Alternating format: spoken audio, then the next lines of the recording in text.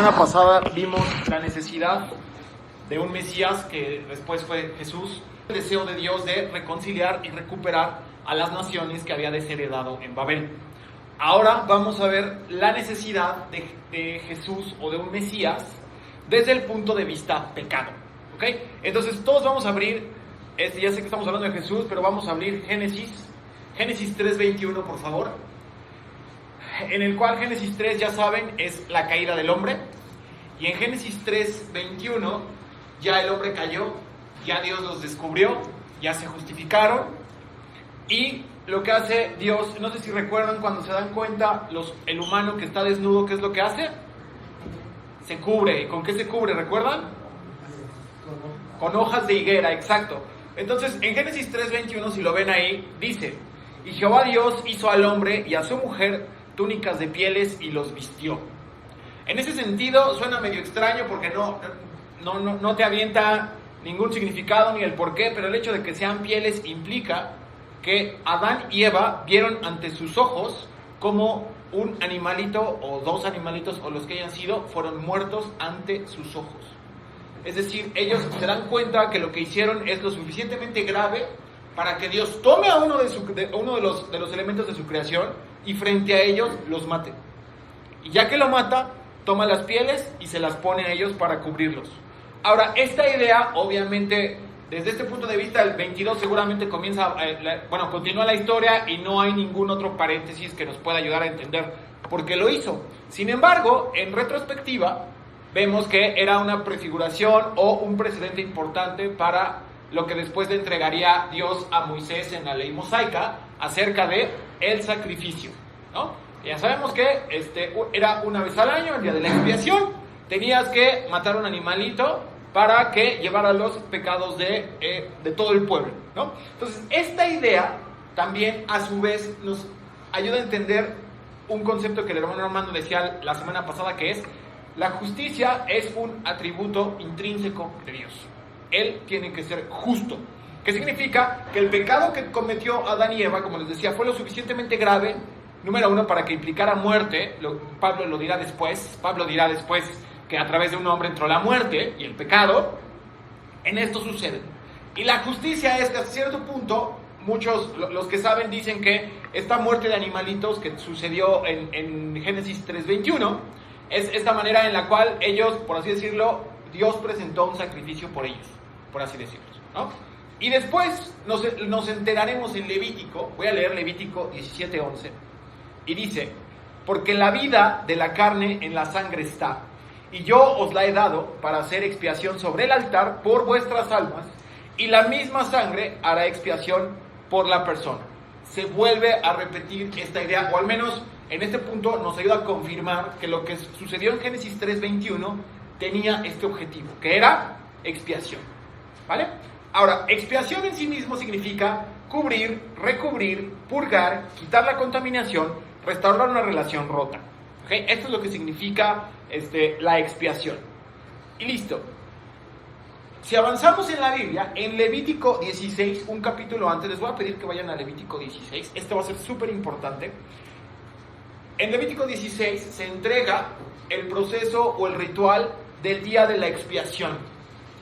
El día de la expiación es uno de los días, en cierto sentido es el día más importante del año en términos de liturgia y fiestas, porque es el único día que el sumo sacerdote entra hasta el lugar santísimo.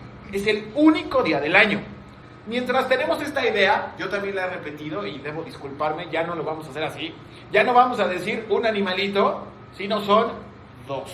¿Okay? De hecho, prácticamente hay tres involucrados. El primer animalito es por el sumo sacerdote o el sacerdote y su familia. El segundo lo vamos a sacrificar y el tercero no.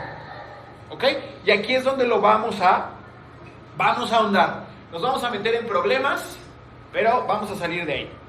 Vayan a ver Levítico 16:7, ¿ok? Dice: después tomará los dos machos cabríos y los presentará delante de Jehová a la puerta del tabernáculo de reunión. Entonces trae dos animalitos, ¿no? Ya no el de su familia, de Aarón, sino los dos. Y echará suertes Aarón sobre los dos machos cabríos. Una suerte por Jehová y otra suerte por Azazel. Aquí, como dije, nos vamos a meter en muchos problemas porque la siguiente pregunta es: ¿qué o quién es Azazel? La manera en la que está traducida nuestra Biblia, si se dan cuenta, Azazel tiene mayúscula. Por como está escrito, pareciera que es una persona. ¿Ok? No. Digamos que el hebreo y lo que quieran puede abrir la puerta a decir, por ejemplo, yo voy a enviar una carta por mi primo y por México. Sonaría medio bien, medio raro, pero medio bien. Eso es básicamente lo que sucede aquí. Podría ser o un lugar o un alguien. Si nosotros buscáramos Azazel dentro de la Biblia, Levítico 16 es el único lugar en la Biblia donde se muestra o se indica la palabra Azazel. ¿Ok? Entonces, continuando el 9. Y hará traer Aarón el macho cabrío sobre el cual cayere la suerte por Jehová y lo ofrecerá en expiación. La suerte, pues ya sabes, casi para nosotros sería como un volado si quieren, ¿no? El de Jehová, dice, hará traer a Aarón el macho cabrío sobre el cual cayere la suerte de Jehová y lo ofrecerá en expiación. Salud, salud. Y dice, mas el macho cabrío sobre el cual cayere la suerte por Azazel, lo presentará vivo delante de Jehová para hacer reconciliación sobre él, para enviarlo a Azazel, al desierto. Por como continúa la construcción del texto, es mucho más probable que se refiera a que Azazel sea una persona y no un lugar. ¿Ok? Luego avancemos al 15, por favor, y dice, después degollará el macho cabrío en expiación por el pecado del pueblo, y llevará la sangre detrás del velo adentro, y hará de la sangre como lo hizo con la sangre del becerro, y la esparcirá sobre el propiciatorio y delante del propiciatorio. Ahí está, ¿no? El primer animalito que era por Jehová, lo matamos y metemos la sangre para derramarla. Hasta aquí todo bien. 21, pero nos queda, ¿cómo dijo? Nos queda un animalito. Y pondrá Aarón sus 2 manos sobre la cabeza del macho cabrío vivo. Ya metió a derramar una, y ahora sale y busca al otro macho cabrío y dice, va a poner sus manos sobre la cabeza del macho cabrío vivo y confesará sobre él todas las iniquidades de los hijos de Israel, todas sus rebeliones y todos sus pecados, poniéndolos así sobre la cabeza del macho cabrío, y lo enviará al desierto por mano de un hombre destinado para esto. Entonces al macho cabrío Aarón lo toma y confesará sobre él todo lo malo que haya hecho el pueblo. Es medio extraño que sea, pero digamos que le va diciendo todos los pecados del pueblo en un año. Y aquel macho cabrío llevará sobre sí, recuerden esta expresión, llevará sobre sí todas las iniquidades de ellos a tierra inhabitada, y dejará al macho cabrío por el desierto. Entonces ya más o menos hicimos la revisión de cómo es el ritual. Tenemos 3 animalitos, uno lo mata Aarón para él y su familia, para purificación de él, el otro lo hace para purificar el lugar santísimo, y el tercero lo hace para que lleve los pecados, lo cual es rarísimo, sobre todo porque el que se va al desierto y lo abandonan es para Azazel. Ahora, como les dije, el único lugar donde la Biblia dice Azazel, uno, es importante, al menos en nuestra traducción lo traduce con mayúscula, que es o un lugar o una persona. De ahí en fuera no existe otro lugar en la Biblia donde hable o a donde quién es Azazel. Pero tenemos acceso a la literatura judía. Si nosotros buscamos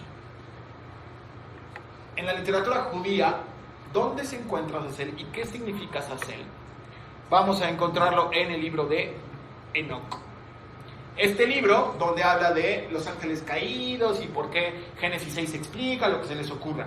Ahí aparece quién es Azazel.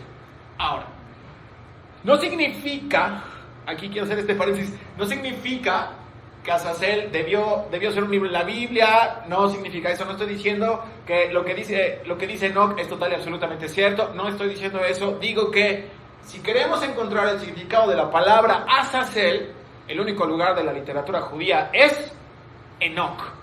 ¿Ok? Entonces, en la historia de Enoc, el principal ángel que desciende a la tierra y arruina a la gente a través de Génesis 6, si quieren leer Génesis 6, se llama Semijasa.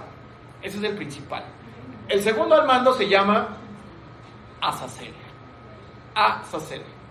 Y Azazel, según el libro de Enoch, le enseña a la humanidad las armas, el maquillaje, que sirve para la seducción, y la metalurgia. Al menos esos tres serían como las grandes cosas, se les atribuyen más cosas, pero son como las más importantes. Eventualmente Dios se enoja y manda juicios a través de sus ángeles. Entre ellos, digamos que los nombres que conocemos sería Gabriel y Miguel, pero hay otros más, hay Rafael y bla, bla, bla, bla, bla.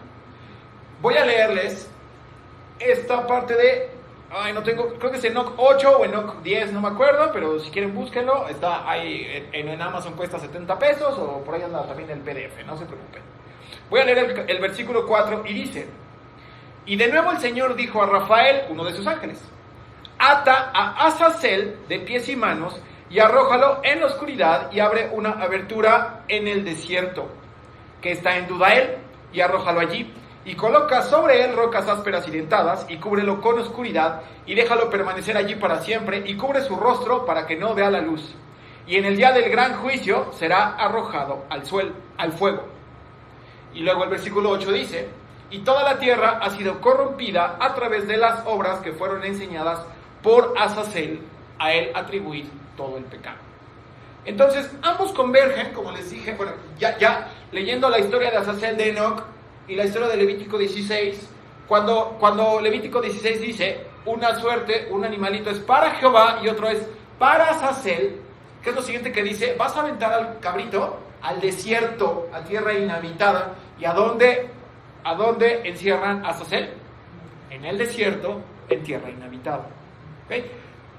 Como les dije, no significa que esto, sí, claro, es Azazel y ese es el demonio. No estoy diciendo eso. Estoy diciendo que esta sería una manera en la que los judíos entenderían esta lógica. Ahora, recuerden, o si no recuerdan, el libro de Segunda de Pedro y el libro de Judas citarán textualmente el libro de Enoch. Textualmente citarán el libro de Enoch en el futuro. ¿Qué significa esto para nosotros? Como dije, no es que ellos creyeran que fuera escritura inspirada por Dios, pero rondaba en sus mentes. Era literatura que ellos conocían. Y con mucha probabilidad, cuando en Levítico 16 decían Azazel, con mucha probabilidad ellos entendían a qué se refería. ¿Ok? Entonces, ese es, envolviéndolo todo así, de eso va Levítico 16. Si queremos extraer este significado del libro de Enoch, entonces, ¿qué nos queda? Azazel, un cabrito que lleva sobre sí, recuerden esa expresión, sobre sí el pecado de todo el pueblo, y lo mandan al desierto. Allá, porque en el desierto es caos. Y recuerden también, en la Biblia, al menos mucho en el Nuevo Testamento, Dios es un Dios territorial. Dios está en su lugar. Entonces, nuestra nación, aquí está Dios. Dios es de este territorio. Cuando mandamos al cabrito fuera, esa idea también es importante, ahorita vamos a ir para allá. Fuera, ¿qué significa? Que el pueblo de Israel está mandando fuera del territorio de Dios el pecado. Y luego, Levítico 16:34, súper importantísimo, que ya saben a qué vamos. Y esto tendréis como estatuto perpetuo para hacer expiación una vez al año por todos los pecados de Israel, y Moisés lo hizo como Jehová le mandó. ¿Va? Entonces, esto es repetitivo, una vez al año lo vamos a hacer, y una vez al año vamos a aventar el cabrito para afuera. A veces viene ahí como un medio chiste, a veces el cabrito no entendía que tenía que irse para allá y se quería regresar. Y eventualmente en la literatura adicional judía, como el Talmud y estas cosas, se especifica que alguien lo saca de la ciudad y lo desbarranca. Y ya, ¿no? Para que se muriera de verdad. Pero da igual. Eso es cuando el corderito no se quería ir. Listo. Si avanzamos en toda la Biblia, ¿recuerdan cuál es el motivo por el cual nos vamos al exilio en Jeremías y Lamentaciones? ¿Por qué Dios se enoja con nosotros y nos exilia? Por la idolatría. Acuérdense, yo soy Jehová tu Dios que te sacó de la tierra de servidumbre de Egipto. Mandamiento número 1: no tendrás dioses ajenos delante de mí. Y ese es, fallaron en todo lo demás, ¿no? Pero ese es principalmente el motivo por el cual pecamos. Y lo que dice la Biblia es, si tú te portas mal, la tierra te va a expulsar y te va a escupir y te va a vomitar. Y eso hizo. La tierra los vomitó. Entonces, por ahí de Jeremías, recuerden, Jeremías va a ver con sus ojos, va a ver Jeremías y Lamentaciones, acuérdense, él lo escribió, es buenísimo Lamentaciones, lean Lamentaciones. Jeremías, con sus ojos va a ver esta deportación a Babilonia. Y voy a leer Jeremías 31. Jeremías 31 es un capítulo increíble porque en Hebreos Pablo lo cita como 17 veces y cita esta parte, así que pongan mucha atención. Jeremías 31. Ya nos estamos yendo, acuérdense, ya nos estamos yendo al exilio. Y otra cosa también que quería mencionarles, los profetas todo el tiempo, no sé si recuerdan cuando hace 8 días que hablamos de las promesas mesiánicas, son por los profetas. ¿Por qué? Porque los profetas te van a decir, Dios te va a juzgar por esto, pero también hay esperanza, todo el tiempo hay esperanza. Por eso es que en la esperanza de todos los profetas, prácticamente la esperanza después de la deportación es el Mesías. ¿Va? Entonces, en ese sentido, leemos Jeremías 31 que dice, he aquí que vienen días, dice Jehová, en los cuales haré un nuevo pacto con la casa de Israel y con la casa de Judá, no como el pacto que hice con sus padres el día que tomé su mano para sacarlos de la tierra de Egipto. ¿Por qué? Porque ellos invalidaron mi pacto.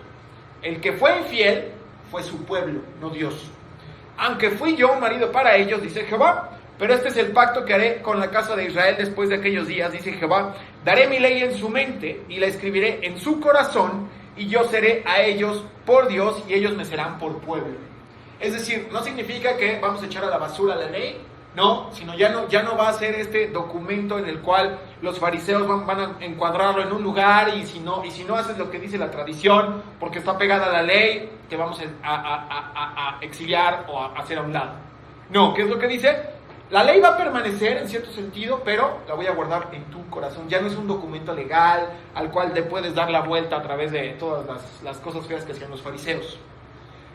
Si avanzamos en la ley, pasa Jeremías, termina el Antiguo Testamento y llega el Nuevo Pacto. En Mateo, ¿me ayudas, Japet, con Mateo 26-28?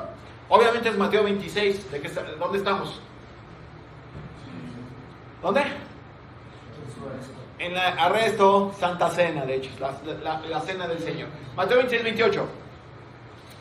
Dice, esto es mi sangre del nuevo pacto, que por muchos es derramada para remisión de los pecados.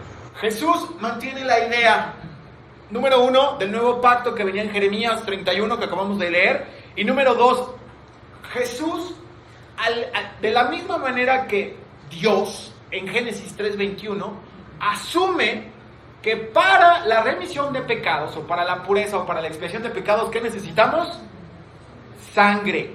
Necesitamos sangre. Entonces, cuando leemos esto, lo leemos muy de corrido, pero está comprimido toda la idea de Génesis 3:21, toda la ley, Jeremías, y luego su visita aquí a la tierra.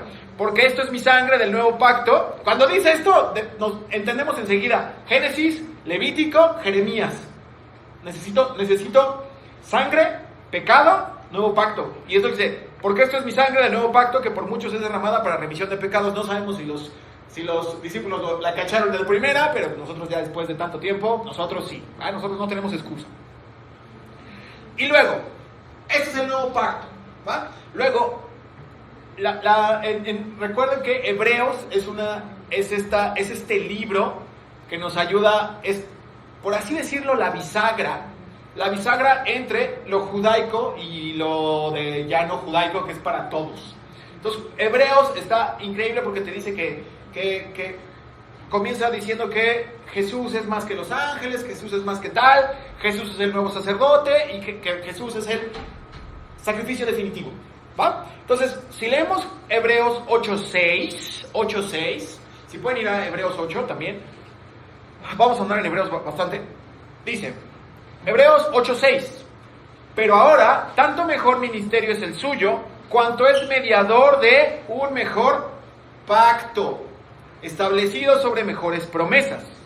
Porque si aquel primero hubiera sido sin defecto, es decir, el primer pacto, ciertamente no hubiera procurado lugar para el segundo. Si el primer pacto no hubiera fracasó en el sentido, insisto, no porque la ley estuviera mal, sino en el sentido que aprendimos a darle la vuelta, aprendimos a ver cómo sí, cómo no cumplo lo que no me gusta, y finalmente pues nos exiliaron y estamos ahorita, recuerden, en Roma, y no somos libres. A eso se refiere Pablo, no a que la ley en sí misma fuera mala. ¿Va? Luego, porque reprendiéndonos dice, he aquí vienen días, dice el Señor, en que estableceré con la casa de Israel y la casa de Judá un nuevo pacto. ¿Qué está citando Pablo en Hebreos 8? Jeremías 31, que lo acabamos de leer. Es decir, toma Pablo, o el escritor de Hebreos, no vamos a entrar ahí, el escritor de Hebreos, toma Jeremías 31 porque dice, la única manera en la que Jesús encaja aquí es si Dios nos hubiera dicho que iba a venir otro y que se iba a renovar la ley. ¿Y qué creen? En Jeremías 31 dice que iba a haber otro. Entonces la manera, el puente que utiliza Pablo para decir era Jesús es Jeremías 31, por eso no se cansa de citarlo en Hebreos 8, 9 y 10. ¿Vale? Bueno, luego Hebreos 9, denle la vuelta. Hebreos 9, 24. Ese igual es buenísimo.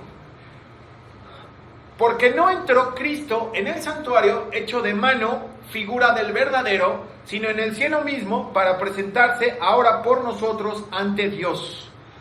Aquí, ¿recuerdan qué pasaba con la sangre del primer corderito? Decía, entraba detrás del velo, ¿recuerdan? Y vertía la sangre sobre el propiciatorio. ¿Ok?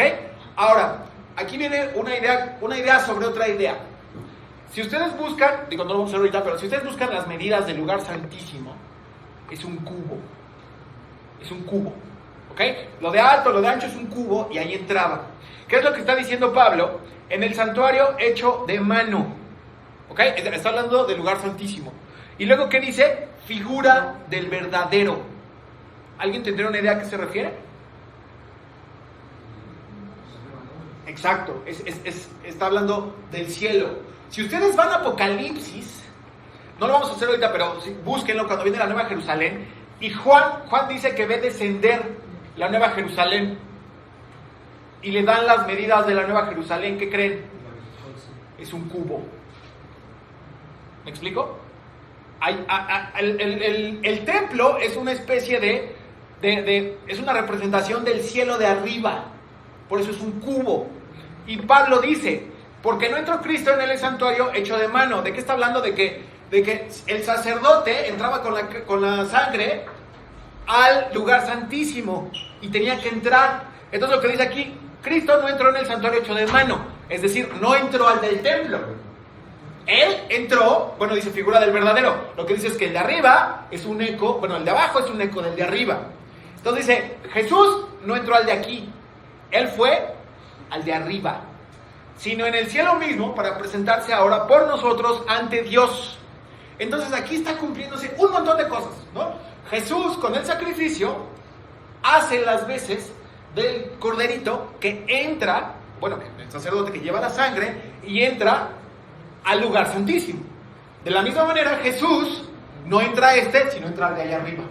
Entra digamos al verdadero, ¿vale? Y no para ofrecerse muchas veces, como entra el sumo sacerdote en el lugar santísimo cada año con sangre ajena. Así, y luego el 28, así también Cristo fue ofrecido una sola vez para llevar los pecados de muchos y aparecerá por segunda vez sin relación con el pecado para salvar a los que le esperan. Entonces, la primera parte de los dos corderitos ya la cumplió Jesús. ¿Va? Hay que entrar al lugar santísimo con la sangre. Jesús entró al de veras, él mismo por nosotros. Y luego, si vamos a Hebreos 13, vamos a Hebreos 13. Listo. Porque los cuerpos de aquellos animales cuya sangre a causa del pecado es introducida en el santuario por el sumo sacerdote, son quemados ¿dónde? Fuera del campamento. Y aquí viene el cumplimiento del segundo corderito. Por lo cual también Jesús, para santificar al pueblo mediante su propia sangre, padeció fuera de la puerta. Jesús cumple totalmente la función de los dos corderitos. El que entra al lugar santísimo, Pablo dice, él fue al de veras. Y dos, el que está afuera, el corderito de afuera, que lleva nuestros pecados, ¿qué crees? Jesús padeció fuera. Así como el corderito lo mandaban fuera, Jesús padeció y murió cargando los pecados de todos afuera del territorio de Dios. Esta idea, ¿cómo la recuerdo que les dije? Que decía, el corderito llevará, ¿qué? Sobre sí el pecado de todos. La más evidente es esta. Isaías 53:6. Todos nosotros nos descarriamos como ovejas, cada cual se apartó por su camino, mas Jehová cargó en él. Cargó en él. Le puso sobre Jesús, ¿qué? ¿Qué puso sobre Jesús? El pecado de todos nosotros. Jesús vino a cumplir y a sustituir totalmente, según lo que Hebreos dice, y ya nos explicó punto por punto cómo lo hace. Mientras el macho cabrío para Jehová, se necesitaba el macho cabrío para Jehová, Jesús dice, esta es la sangre del nuevo pacto. Mientras existía un macho cabrío para Azazel, Jesús cargó en él el pecado de todos nosotros fuera del campamento, porque Pablo dice, padeció fuera de la puerta. El sacrificio anual, como veíamos al final de Levítico 16, y harás esto perpetuamente cada año, bla, bla. Pablo diría, Cristo fue ofrecido una sola vez para llevar los pecados de muchos. Entonces Jesús llega a satisfacer cada punto referente al pecado. El hecho de que en Jeremías 31 dijera, voy a hacer un nuevo pacto, por así decirlo, no lo tomen así, obligaba a Dios a dar un nuevo pacto. Y ahora, con la venida de Jesús, lo dio y cumplió totalmente la expiación de los pecados. Y en ese sentido, volvemos a la misma idea de Génesis 3:21, que habla de la justicia intrínseca de Dios. Igual, hay que mantener el balance y ahí volvemos a entenderlo. ¿Okay? Entonces, la intención de Dios por recuperar a las naciones necesita ser satisfecha, pero hay un problema. ¿Cuál? Romanos 3:23, por cuanto todos pecaron y están destituidos de la gloria de Dios. Estar destituido de la gloria de Dios es, no podrías ver a Dios porque tú pecaste y porque todos pecamos. ¿Ok? Pero si leemos el siguiente, siendo justificados gratuitamente por su gracia mediante la redención que es en Cristo Jesús, a quien Dios puso como propiciación por medio de la fe en su sangre. Otra vez la sangre. Para manifestar su justicia a causa de haber pasado por alto en su paciencia los pecados pasados. Y aquí esto es súper importante. Lo que al final de los tiempos va a ser la división de tanto en las parábolas de Jesús es más o menos esta. El pecado no es lo que nos va a llevar a uno u otro destino. Porque si fuera por el pecado, todos estaríamos en el infierno. Todos, por pecado, todos pecamos y estamos destituidos, ¿ok? Entonces, qué es lo que hace diferente que algunos, o que los que queramos ir al otro lado, nos va a hacer posible? No solo el sacrificio, sino, si leemos Juan 3:17, porque no envió Dios a su Hijo al mundo para condenar al mundo, sino para que el mundo sea salvo por él. Y luego, ¿cuál es la diferencia? ¿Qué es lo que nos va a evitar ir al infierno? El que en él cree no es condenado, pero el que no cree ya ha sido condenado. ¿Cuál es la diferencia? Creer. Todos pecamos, todos estamos por definición destituidos de la gloria de Dios. Solo creer en el unigénito Hijo de Dios. ¿Listo? Entonces, de nuevo, restituye el sacrificio de Jesús, que está en Juan 3:17. Nos restituye, y dos, recuerden, esa restitución nunca fue exclusiva de los judíos, nunca lo fue, y ya lo vimos en la clase pasada. Entonces, ahora sí, para todo cerrar, vamos a Hebreos 9, 27 y 28. 1, 2, y de la manera que está establecido para los hombres que mueran una sola vez, y después de esto el juicio, así también Cristo fue ofrecido una vez para llevar los pecados de muchos, y aparecerá por segunda vez sin relación con el pecado para salvar a los que le esperan. Entonces Jesús, como les dije, vino a cumplir toda esa necesidad de Dios por restituir a las naciones y por la expiación y remisión y perdón de pecados.